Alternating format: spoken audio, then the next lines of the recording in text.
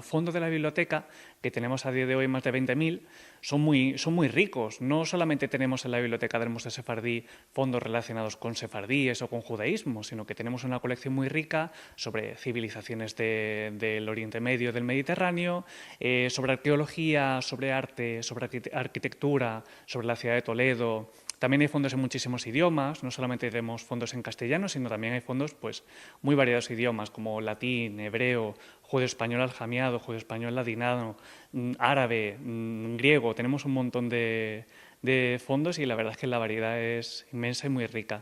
Y bueno, pues hemos estado emprendiendo un trabajo de reorganización de los fondos porque, como sabéis, el edificio pues, se trasladó, hubo una mudanza de por medio y claro, pues la biblioteca pues, ha tenido que emprender un proceso de reorganización de los fondos, de reorganización del espacio, de conocimiento y de investigación de los fondos en profundidad que no se había hecho hasta ahora.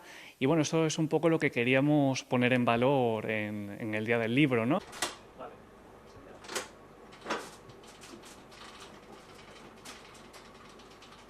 Tenemos el fondo, iría desde el siglo XVI, el libro más antiguo que tenemos es una gramática hebrea que se editó en Alcalá de Henares en el año 1526.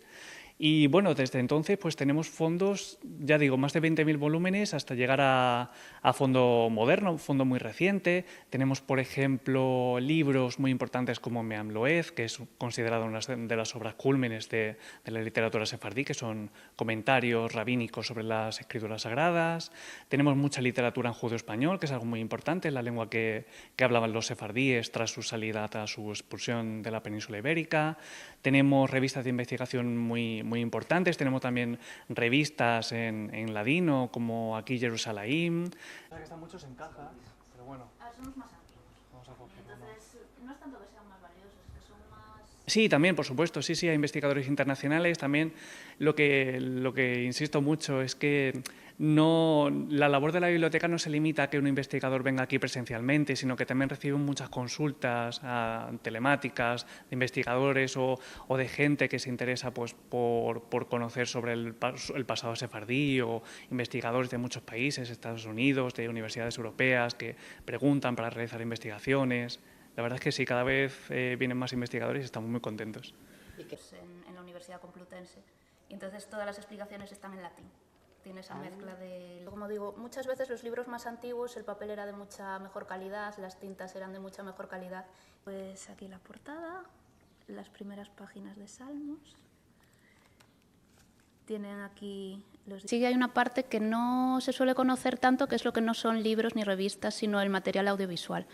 Que aunque sí que es verdad que la cantidad de ejemplares que tenemos es más reducida que los libros y las revistas y los periódicos, también tenemos una pequeña colección de vídeos, música, etc. Suele destacar sobre todo los discos de música tradicional sefardí.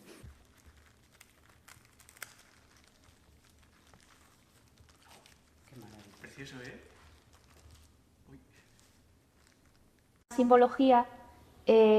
Lo más llamativo es la granada que aparece aquí en el cierre, que es un elemento que sale muchas veces relacionado con el judaísmo y la cultura judía. La simbología es muy compleja, representa muchas cosas.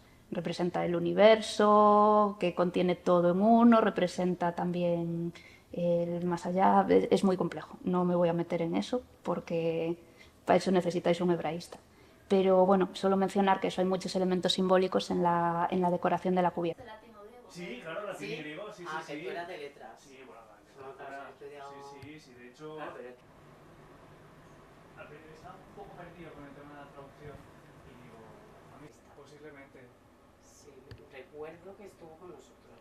Pues igual salió en alguna foto.